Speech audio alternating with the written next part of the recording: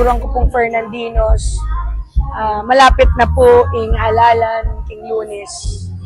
Kasi bayo po, makisabi ko pong mayap kay kayo.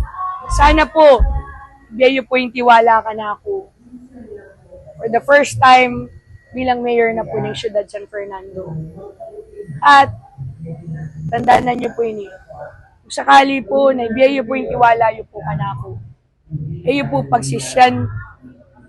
At, gawang ko nga po, ingagyo ko, para po gawa ko nga po, ika na ko pong responsibilidad, at ikayungan po, pagserbisyo.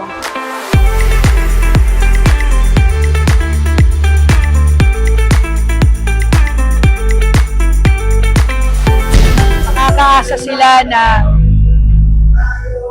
ibibigay ko yung buong puso ko.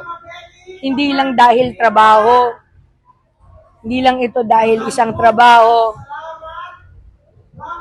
Ang aking pagsiservisyo ka sa kanila ay ibibigay ko ang buong puso ko.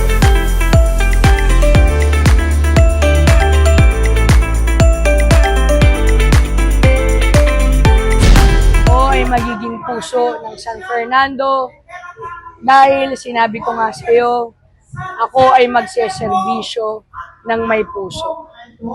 Lahat ng gagawin natin ay hindi para sa sarili nating kapakanan, kung hindi sa kapakanan ng aking mga nasasakupan.